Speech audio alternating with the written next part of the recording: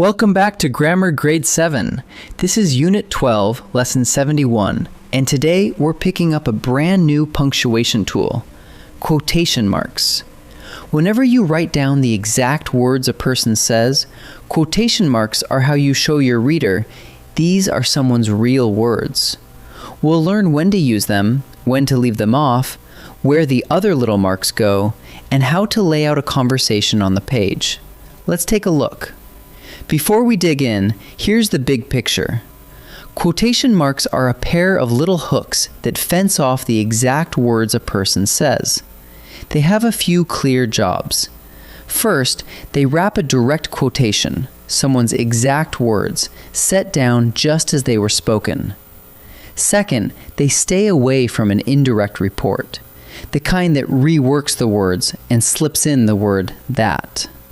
Third, in a longer conversation, you start a new paragraph every time the speaker changes. Think of the marks as showing your reader where a voice starts and where it stops. Let's take these one at a time. Let's start with the main job, the direct quotation. A direct quotation gives someone's exact words, the very words that came out of their mouth, and you wrap those words in quotation marks. Here's a simple one. She said, "I'm almost done." See those curved marks? The opening mark sits right before the first spoken word, and the closing mark comes right after the last one. So the quotation marks wrap the exact spoken words and nothing else. Everything the speaker actually said lives inside that little fence. Now here's the trap that catches a lot of writers. Quotation marks are only for a direct quotation. If you reword what someone said, instead of quoting it exactly, you have an indirect quotation, and it gets no quotation marks at all. Watch the difference. Direct. She said, "I'm almost done." Her exact words, wrapped in quotation marks. Indirect. She said that she was almost done. Notice that little word, that. It's the tip-off that you're reporting the idea in your own words, not quoting them. So there are no quotes here. Whenever you spot that sliding in, check whether the marks really belong. Here's a rule that's easy to remember. Capitalize the first word inside the quotation. When the words you're quoting form a full sentence, that sentence starts with a capital letter, exactly like any sentence does. Look at this. He shouted, "Watch out!" Even though shouted comes first, the word watch wears a capital W because it opens the quoted sentence. So a quoted sentence begins with a capital, just like any sentence you write on its own. Now, where do the small marks go, the commas and the periods? This one has a clear answer. A comma or a period always goes inside the closing quotation mark. Let's watch it. She said, "I'm almost done." Where does that period land? Right after the word done, and then, crucially, before the closing quote. The period goes inside, and only then do the quotation marks close.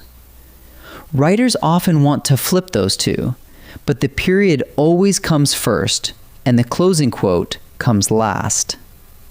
Question marks and exclamation points are a little trickier because they can belong to two different owners. Here's the test. Does the quote itself ask the question, or does the whole sentence? Case 1. "Are you ready?" she asked. The quoted words are the question, so the question mark goes inside the quotation marks, tucked right against ready.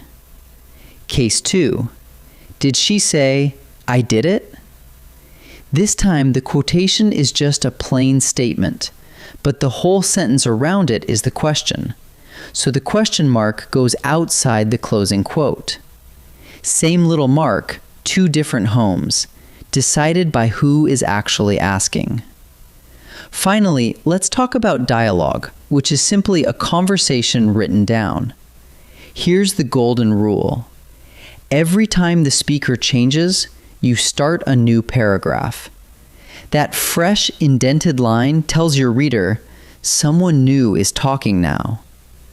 Picture two friends. "Are you almost done?" asked Mia. Then Sam answers on his own new line. "Just about," Sam replied. Because the speaker changed, each reply gets its own paragraph. That simple break keeps a back-and-forth conversation easy to follow, so no one loses track of who said what. Let's fold all of this into a quick check you can run whenever you write. 1. Are these someone's exact words? If so, wrap them in quotation marks. 2.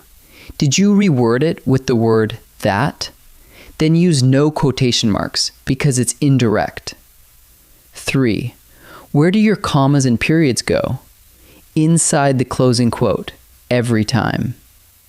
And 4. Did the speaker change? Start a new paragraph. Quote it exactly, punctuate it inside, and break for each new voice. Ready to practice a few together? Time to practice. In this first set, we'll sort out direct quotations from indirect ones and check where the little marks belong. Pause the video and decide before I reveal each answer. Maria said that the bus was late. Are these Maria's exact words or a reworded report? The little word that gives it away. Maria's actual words have been reworked into the sentence, so this is an indirect quotation, and it takes no quotation marks. So the answer is indirect quotation. Maria said, "The bus is late." This time, the exact words sit right inside quotation marks, quoted word for word with no that in sight. That makes it a direct quotation. So the answer is direct quotation. Choose the correctly punctuated sentence. The trick is the comma. Remember, a comma always tucks inside the closing quotation mark, never outside it. The first option puts the comma inside the quotes, right where it belongs. So the answer is the first option. Nicely done. In this second set, we'll look at capitalizing a quote, placing a question mark, and laying out dialogue. Read each choice carefully and pick the best one. Pause and choose before I answer. He asked, blank, "You ready?" The words inside the quotes form a full sentence, and a quoted sentence starts with a capital letter. So the missing word should be are with a capital A. So the answer is are. Did he say, "I finished"? Here, the quoted part, "I finished," is just a statement.